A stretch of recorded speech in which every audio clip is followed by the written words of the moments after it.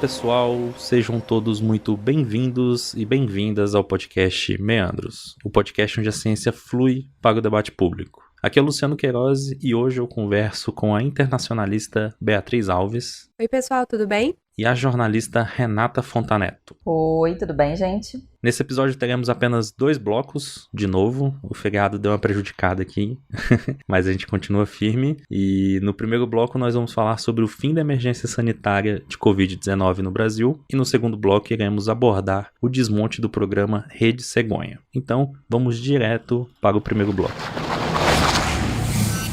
Começando o primeiro bloco, e temos que falar sobre o anúncio do Ministério da Saúde sobre o fim da emergência sanitária de Covid-19 no Brasil. E a gente sabe que já falamos muito de Covid aqui nesse podcast, é recorrente, é um assunto recorrente, mas a gente tem julgado necessário tratar desse assunto e a gente resolveu pôr essa questão de novo aqui pra gente discutir. E a gente já tinha falado sobre isso no episódio 6, há um mês atrás, e lá a gente já tinha alertado quais seriam os riscos desse decreto, dessa mudança, né, de pandemia para endemia, e quais eram os reais objetivos do governo ao fazer isso, né? Então, nosso objetivo aqui é atualizar vocês do que aconteceu, quais são os impactos, quais são as consequências disso que pode vir a partir desse decreto. E assim, já adiantando um pouco, infelizmente as notícias não são boas. Bia, nos explique o que aconteceu e quais são as consequências que já estão aparecendo aí para nós. Pois é, a gente entrou aí num novo momento, né, da pandemia de Covid aqui no Brasil, que já tá dando o que falar desde o dia 17, no domingo passado, quando o ministro da Saúde, Marcelo Queiroga, ele anunciou em rede nacional de rádio e televisão o fim da emergência sanitária aqui no país. Apesar de algumas falas anteriores do próprio ministro sobre um possível decreto do fim da pandemia, eu acho que vale lembrar aqui que somente a OMS tem esse poder, né, para declarar o fim da pandemia. Então, o que acontece é que a fala do ministro nesse domingo, ela foi direcionada para o fim da ESPIN, que é a Emergência em Saúde Pública de Importância Nacional, que foi instituída aqui no Brasil em fevereiro de 2020, em decorrência da Declaração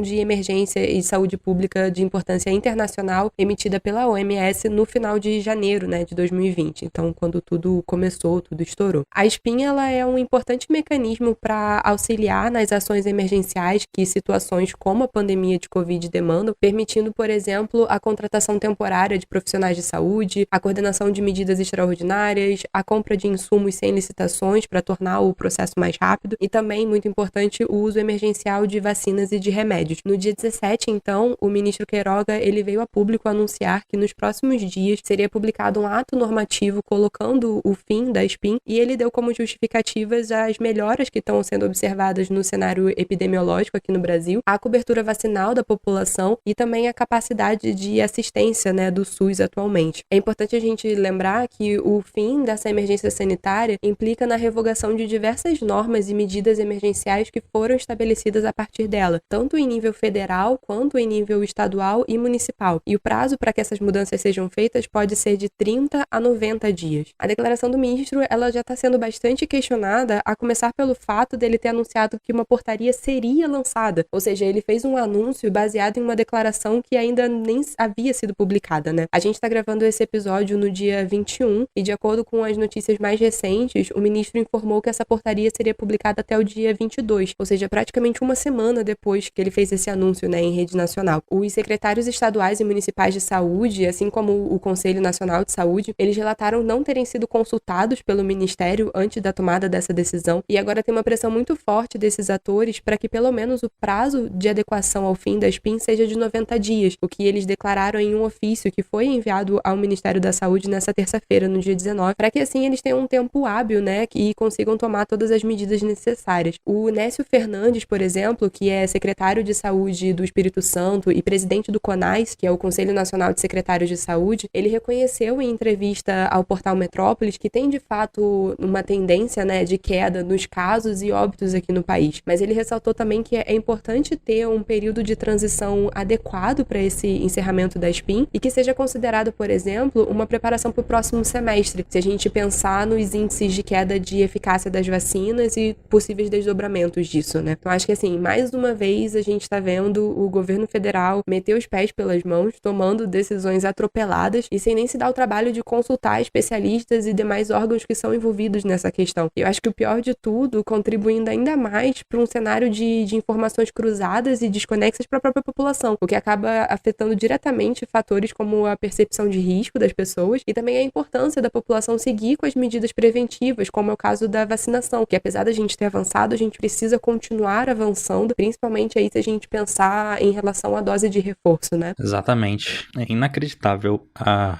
incompetência desse governo para fazer qualquer coisa, né? Assim, nem manter o que já estava funcionando, eles dão conta, nem dialogar e encontrar soluções ali que sejam boas para todos os entes federados. Não tem jeito, assim, é incrível a incompetência. Pois é, Lu, eu acho que para além dessa questão, né, de incompetência, o que a gente pode perceber, né, e comentar é que, infelizmente, a gente não pode esperar nada de diferente de um governo cuja gestão pandêmica passou de mão em mão, né? A gente já teve 4 ministros da saúde até agora.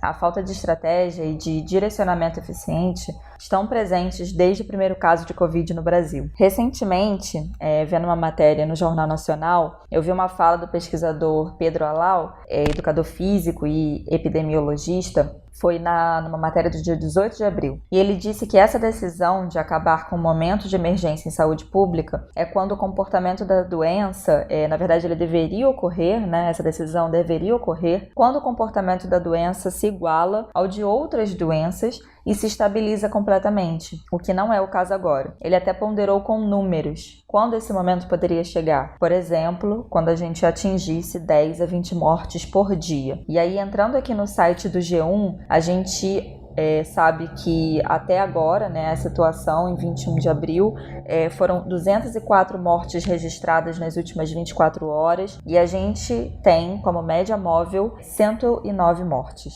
Então, assim, bem longe, né? 204 mortes por dia, tá bem longe ainda, né? Bem distante desse número que o Pedro Alau trouxe de 10 a 20. E aí, bem, recentemente a Associação Brasileira de Saúde Coletiva, a Abrasco, se pronunciou contra o fim da SPIN, alertando que a própria OMS já tinha indicado que ainda estamos numa situação crítica de saúde pública internacional, com transmissão e mortes que não podem ser ignoradas. A falta desse estado de alerta, né, segundo especialistas, pode sim levar ao aumento de casos, como a gente muito bem sabe, e há uma situação crítica que pode surgir a qualquer momento, que é surgimento de novas variantes. Tem, né, a OMS, ela monitora, né, possíveis variantes de risco, e quando uma surge, né, e preocupa, entra num caso, né, de alta transmissibilidade, enfim, isso tudo é avisado, isso é comunicado. E aí, por que esse estágio, né, de emergência de saúde pública, por que ele é importante? Porque a doença, como ela ainda está num estágio em que a gente não sabe o que pode acontecer,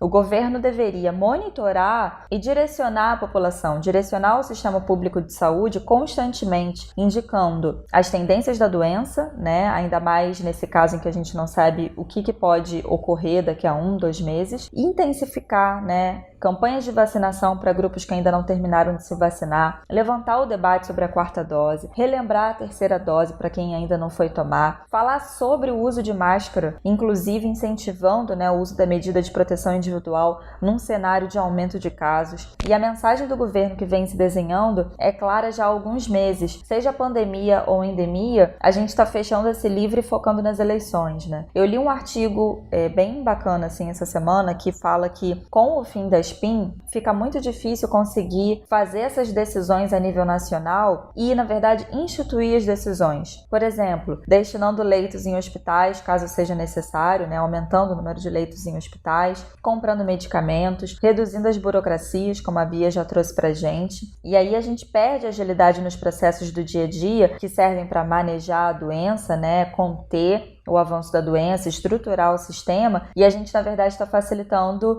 a vida para o vírus, né? Quem perde, enfim, somos todos nós, mas principalmente as pessoas em situação de maior vulnerabilidade social. E eu acho que também fica uma grande questão para a gente, que é onde entra principalmente um componente de solidariedade. A gente não deveria olhar, né, para a situação de países vizinhos? A gente já comentou aqui num Meandros mais antigo que a gente tem um país caribenho aqui do lado, o Haiti, que vacinou 1% de sua população. A emergência sanitária não deveria acabar quando todos puderem dizer que ela acabou? É uma questão. E é aquilo que a gente já tinha falado, né, no episódio anterior, né? Só quem pode dizer se acabou ou não é o OMS, né? E assim, a gente tá liberando, tornando mais flexível, as pessoas estão saindo de casa, não estão usando máscara e a pandemia não acabou.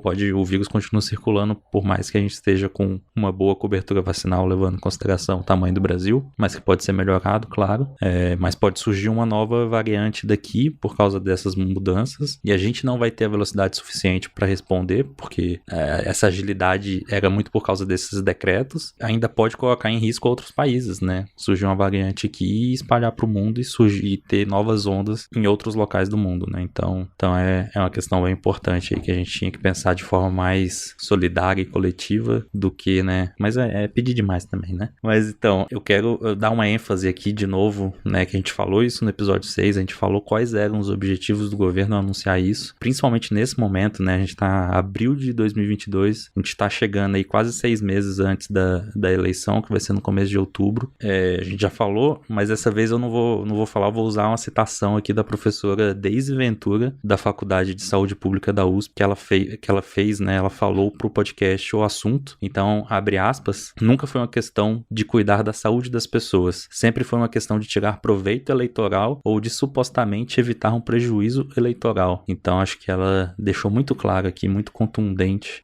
os reais objetivos do governo ao fazer essa decisão, essa medida. Eu acho que tudo que a gente trouxe aqui, né, que a gente apontou agora, apesar dessa queda que a gente observa, né, nos números de óbitos e nos casos, a gente tem que ter em mente isso que você falou, né, Lu, que a pandemia ela ainda não acabou, ela tá aí, mesmo depois de 2 anos, a Covid, ela ainda é uma doença a qual a gente tá conhecendo e aprendendo a lidar, e eu acho que com base na experiência que a gente teve até o momento, uma coisa é certa, que tudo pode mudar do dia pra noite, né, é claro aqui que ninguém deseja que essa situação dure pra sempre, mas eu acho que é também muito contraproducente que decisões tão importantes como o fim ou a manutenção da SPIN, né, seja tomada de uma maneira tão rápida e com pouco ou nenhum planejamento. As nossas vidas, elas tiveram que mudar muito rapidamente desde 2020, a gente precisou incluir no nosso dia a dia novos hábitos de saúde, de prevenção, novas rotinas de estudo, de trabalho, isso sem contar as milhares de pessoas que tiveram que lidar com a doença, até então desconhecida, outras milhares que perderam as suas vidas, né, deixando amigos e familiares aqui, e como a gente comentou recentemente aqui no Meandros, também tem aqueles que continuam tendo que lidar com os efeitos disso, né, que são aqueles que têm os sintomas da chamada Covid longa. Então, assim,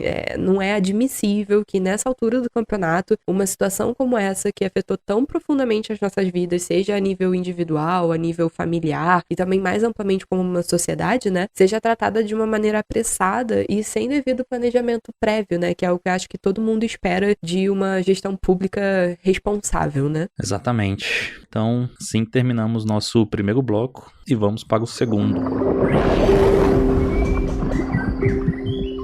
Neste segundo bloco, iremos falar sobre o desmonte do programa Rede Cegonha, um programa importantíssimo para o cuidado de gestantes, puérperas e crianças, e como que isso pode representar um risco à saúde pública. Rê, nos explique o que está acontecendo. Então, gente, a gente vai falar agora de um assunto que está sendo pouco tratado, né, e que deveria estar ganhando bem mais atenção. No dia 7 de abril, o Conselho Federal de Enfermagem publicou uma nota de repúdio no seu site, falando sobre o desmantelamento da Rede Cegonha. A Rede Cegonha, ela foi instituída no Sistema Único de Saúde pela Portaria 1459 de 2011 e é um conjunto de medidas com caráter de política pública para garantir o cuidado e a assistência a gestantes, puérperas e crianças de até 2 anos. Segundo consta no site do Ministério da Saúde, o conjunto de ações atua para garantir o direito ao planejamento familiar, a atenção segura, qualificada e humanizada à gravidez, ao parto e ao puerpério, bem como às crianças o direito ao nascimento seguro e ao crescimento e desenvolvimento saudáveis. Fecha aspas. Ou seja, é uma política para garantir a saúde materno-infantil desde a atenção básica de saúde até o cuidado em hospitais. No mesmo site do Ministério, existe agora uma seção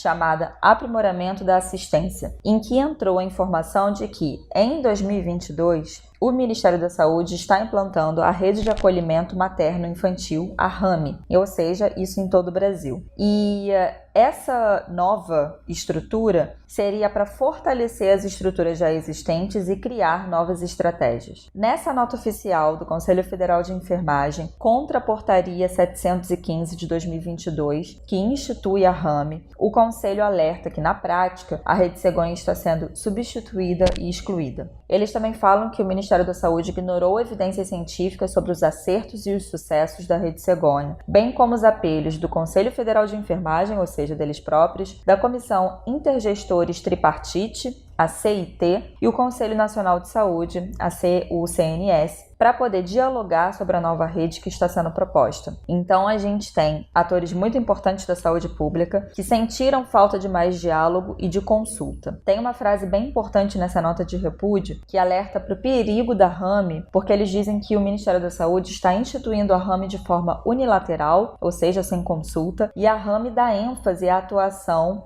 aqui entre aspas, dá ênfase à atuação do médico obstetra sem contemplar a assistência às crianças e excluindo as enfermeiras obstétricas, fecha aspas. E aí também, numa outra matéria que a gente olhou, tem um outro profissional que também está sendo deixado de lado, que é o médico pediatra, essencial para o cuidado da criança nesses 2 primeiros anos de vida. A atuação multidisciplinar nessa atenção materno-infantil é reconhecida pela Organização Mundial da Saúde para tentar reduzir a mortalidade materno-infantil e, por isso, a classe de enfermagem está tão receosa sobre o que a gente vai encontrar. Muito bem. E para nos ajudar nessa discussão, convidamos a Adriana Lenho, professora permanente do Programa de Pós-Graduação em Enfermagem da Universidade do Estado do Rio de Janeiro, UERJ, que vai falar o que a Rede Cegonha contempla, quais são as evidências científicas que nos mostram que o conjunto de medidas da rede deu certo e o que a gente perde na falta dessa estrutura. Então, a Rede Cegonha, ela abarca um conjunto de ações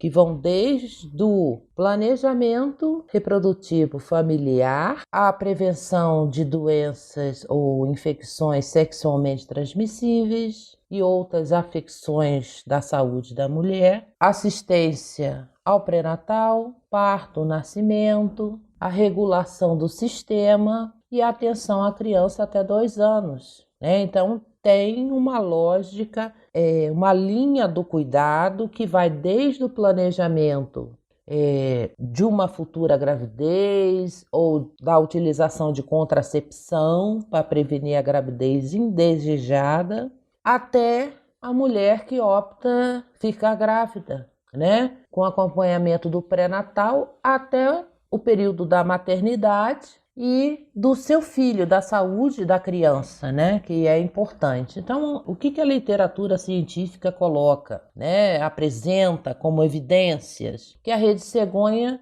trouxe contribuições importantes para a melhoria do acesso à saúde materna, principalmente, que era um problema, um nó crítico do acesso ao pré-natal e ao parto, melhorou a regulação de como esse sistema funciona, reduziu de forma importante a peregrinação para o parto e vem trazendo impactos relativos em relação à diminuição da mortalidade materna, porque a mortalidade materna é um indicador relacionado também à iniquidade social. Então, como o nosso país ele tem muita desigualdade social, reduzir a mortalidade materna sem enfrentar as vulnerabilidades sociais, a miséria e a pobreza é um pouco complicado. Eu estava lendo uma história uma vez e eu me deparei com uma frase que dizia: é preciso uma aldeia para criar uma criança. Eu fui procurar na internet, de onde é que essa frase vinha.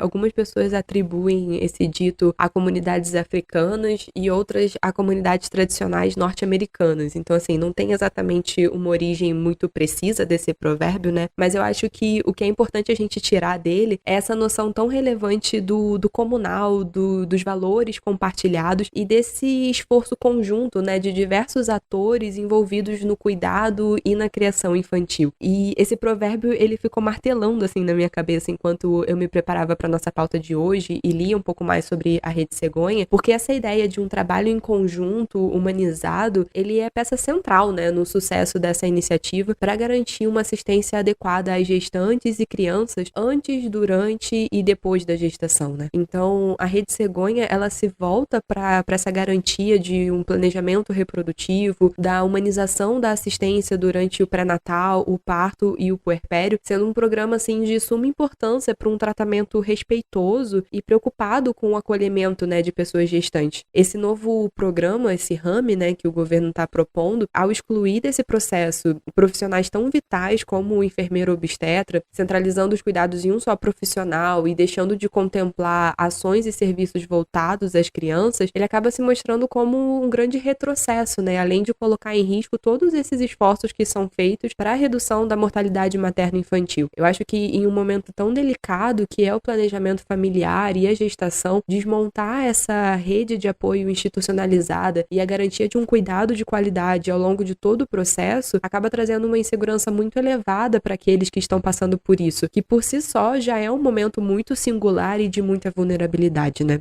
Além disso, como apontou uma manifestação do Conselho Nacional de Secretários de Saúde, o CONAS, essa normativa publicada pelo governo para a substituição da Rede Cegonha se coloca, aí abrindo aspas, de forma descolada da realidade dos territórios, desatrelada dos processos de trabalho e das necessidades locais, tornando inalcançáveis as mudanças desejadas, que é a qualificação da assistência à saúde das mulheres, gestantes e crianças do país. Fechando aspas aí. Eu acho que, mais uma vez, né, trazendo novamente agora essa questão do governo, a gente vê, então, essa tentativa de promoção de mudanças em políticas públicas, só que são mudanças que acabam não trazendo melhorias nenhuma, né? Pelo contrário, elas acabam contribuindo para um aumento das incertezas e da vulnerabilidade de pessoas que já se encontram em um momento em que elas necessitam de um apoio e de cuidados específicos, né? De tempos em tempos a gente fala, eu gosto de falar das coisas boas que o Brasil faz, né? Que a gente manda muito bem, né? E o SUS é um negócio que funciona muito bem, ainda mais tendo em consideração o tamanho dele, né? Atender 215 milhões de pessoas no Brasil inteiro, a rede que ele tem, os profissionais de qualidade, é incrível. E assim, eu não tenho experiência para falar sobre isso, mas eu acredito que o atendimento, né, pré-natal de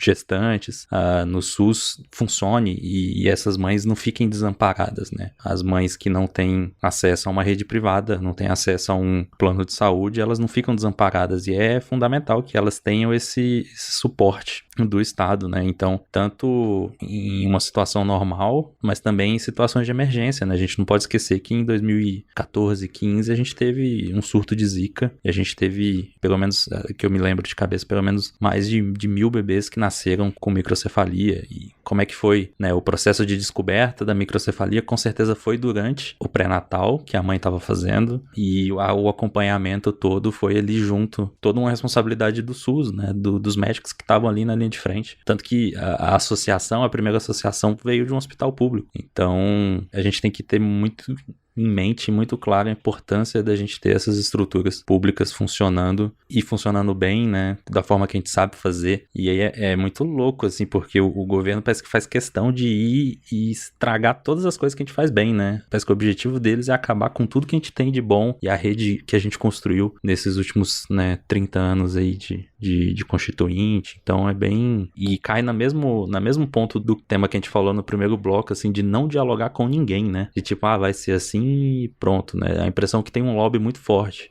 de categorias e de outras questões aí por trás. Então, bem complicado. Eu acho que a gente também precisa considerar que se a gente tem evidências científicas que mostram pra gente que desde 2011 todas essas ações deram certo, né, que conseguiram reduzir mortalidade materno-infantil, que prestou assistência, né, às mulheres em diferentes estágios ali, né, desde o momento de pensar uma possível gravidez, o momento do processo da gravidez, né, de estar ali grávida, o pós-parto. Enfim, temos um conjunto, né, de dados que mostram pra gente que tá dando certo, né? Por que mexer no que está dando certo? Então a gente pode também se perguntar, será que é para cortar custos? Será que eles não estão vendo como investimento e sim como gasto? Essa nova rede é para cortar custos, é para tentar institucionalizar um saber puramente médico, desconsiderando outros saberes, né? O saber da enfermagem, o saber de outras especialidades. Então tem tanta pergunta sem resposta que é para ficar muito alerta mesmo, porque tem especialistas falando não estamos sendo consultados e está errado da forma como está sendo feito. Então, de que forma a gente pode manejar essa situação? Justamente pelo diálogo, né? Pela conversa. Sentar numa mesa, colocar ali as cartas, né? Ver o que seria melhor para a população como um todo. Então, isso está faltando. Eu fico pensando, assim, que é muito frustrante, né? A gente dar esse tipo de notícia e fazer comentários sobre esses processos. Porque, assim, não é o caso da rede, né? Como a gente comentou aqui, é um programa que, de fato, conseguiu atingir objetivos positivos, conseguiu trazer resultados. Mas mesmo que ele não tivesse, ou até que seja, por mais que boa parte dos resultados sejam positivos, mas que tivesse sido identificado algum problema nesse programa, alguma coisa que pode melhorar, eu acho super válido, sabe? A gente tá em 2022, é um programa que tá acontecendo desde 2011. Ao longo desses 11 anos, pode ter, sim, acontecido alguma coisa ao longo do caminho que talvez as pessoas que estejam, né, de fato atuando nele perceberam que tem que mudar. E aí, assim, é muito frustrante porque não tem uma avaliação e uma tentativa de melhoria. O que tem, na verdade, é você simplesmente esvaziar o programa e criar uma coisa nova incerta, uma coisa nova que não necessariamente está promovendo alguma coisa muito inovadora ou que vá mudar muita coisa, sem ouvir especialistas, sem ouvir pessoas que estão de fato atuando, né? Então, é uma retórica, assim, muito complexa que acaba esvaziando esses programas e que não traz melhoria nenhuma para eles, né, no final das contas. Se fossem mudanças promovendo algo positivo, né, acrescentando, somando a esses programas e trazendo novos resultados positivos, seria uma coisa, mas você provocar uma mudança dessas, esvaziar um programa tão bacana como esse, que a gente vê que dá certo, para colocar uma coisa que no lugar que não vai suprir esse espaço e não vai trazer os resultados obtidos, é muito frustrante ver que o governo está fazendo isso e como que isso reflete um descaso, né, das autoridades com a população que é atendida por esse tipo de iniciativa, né? É um tema que a gente ainda deve retornar aqui em algum momento. A gente vai acompanhando como é que tá indo o processo todo e a gente dá um update para vocês, mesmo que sejam nas nossas redes sociais. Mas é isso, pessoal. Episódio só com 2 blocos, então aqui a gente termina nosso segundo bloco e vamos para as nossas recomendações. Recomendações da semana aí pra vocês, na verdade, né, aqui pra vocês aproveitarem a sexta-feira, quem tá de folga, e também aproveitar o final de semana. Então vamos começar com a Beatriz. Bom, hoje a minha recomendação vai ser temática, né, dialogando com um dos nossos blocos, que é uma série da BBC chamada Call the Midwife. Essa série ela é baseada nas memórias da Jennifer Worth, que trabalhou como uma midwife. Uma midwife é uma espécie de parteira, enfermeira obstetra, uma pessoa que acompanha, né, um profissional de saúde que acompanha mulheres durante a gestação. E ela se passa no leste de Londres, nos anos 50. A série é muito legal. Ela aborda questões muito interessantes, não só relacionadas a essa questão da gestação e do planejamento familiar, mas ela também trata questões de sociedade mesmo, sabe? De religião, de sexualidade, de amor, de diferenças de desigualdades sociais. Enfim, é uma série muito legal e ela mostra como que a gestação e os cuidados envolvidos com ela vão muito além de algo puramente médico e técnico. Então, quem se interessou aí pelo assunto, eu acho que vale muito a pena procurar pra ver essa série. Boa. Eu vou recomendar um livro que eu li já há algum tempo, que é A Máquina de Fazer Espanhóis do autor português Walter Ugumãe. Eu confesso que eu apanhei um pouquinho para conseguir começar a ler ele, porque nesse livro especificamente ele não usa letras em maiúsculo. Então ferrou um pouco a minha cabeça, assim, de saber onde é que tava acabando e começando uma frase, mas aí chegou um ponto que eu acostumei. Credo, que agonia. Uma vibe Então. meio Saramago, né? O Saramago também, assim, ele vai direto, né? Muito complicado de ler. Esses portugueses, né? Mas o livro é muito bom, ele trata da velhice e do fim da vida ali, a morte, e o personagem principal é um idoso, e é bem, bem interessante a discussão, as relações, as filosofadas que os personagens dão, e assim, rola um multiverso português ali, com o Álvaro de Campos, né, ou o Fernando Pessoa, e é bem legal, assim, recomendo bastante, é um livro que vale a pena pra abstrair e pensar em outras coisas, que não sejam os nossos problemas do dia a dia aí. Então, como essa semana é meu aniversário, né, eu estou celebrando 31 anos, essa pessoa incrível que eu sou, parabéns pra mim. E dança é algo que me move muito, né? Então eu participo inclusive de um grupo de dança de carnaval de rua. E aí, aproveitando esse momento de celebração, de aniversário, vou assumir aqui meu lado pop, festeiro e de pista de dança, de dancinha. E eu vou indicar 2 clipes que estão muito maravilhosos, assim, gente, muito maravilhosos. Que é, primeiro, Follow Me, da Pablo Vittar com a Rina Sawayama. E segundo, Vermelho, da Glória Groove, que, assim, muito incrível. A estética, eu gosto muito de ver os clipes por causa da estética, né? Ver o styling que eles usaram, ver as cores, né? As cores falam muita coisa, né, em um clipe, os elementos, né, que foram utilizados para poder combinar com a música. Então eu sou, assim, a audiência certa de todos os clipes de pop, gente. Sou dessas. E é isso. Vejam, assistam se não assistiram ainda, e são as minhas recomendações. E faz um jabá aí do seu bloco que você faz parte, e vocês já saíram, vai sair agora esse final de semana? Não, então, meu bloco é o Amigos da Onça, que enfim, é um bloco oficial, né? Antes da pandemia, eles já tinham conseguido oficializar junto à Prefeitura do Rio de Janeiro, então é um bloco giga em que a gente tem cada ala do bloco é como se fosse uma inspiração de um bicho, né? Então, por exemplo, eu sou da dança, da parte de dança, dança do chão, e aí nós somos as onças, então nós somos chamadas de oncetes, beijos, amores.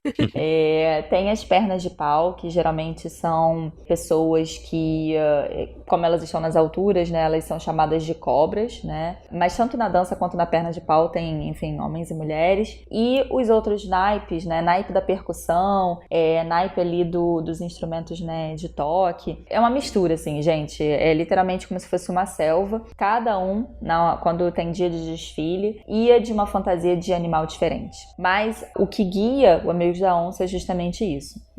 Essa personagem, né? Esse personagem teatral, assim, e de brincadeira de rua da onça. Só indo, né, nas oficinas para saber como é, porque é muito incrível. Tem uma mistura de teatro, uma mistura de circo, uma mistura de diversão, né, de carnaval de rua, carnaval de sambódromo. E aí a gente não vai sair esse ano, porque a Prefeitura do Rio não autorizou, né, o bloco de rua, e, enfim, o Amigos da Onça não vai sair de forma oficial ou extraoficial. A gente teve ensaios, né, num galpão aberto, mas por enquanto nada de desfile oficial na rua. Muito bom, ano que vem se preparem então aí pra venham, né, assistir o e Amigos da assistam Onça. a gente ano que vem.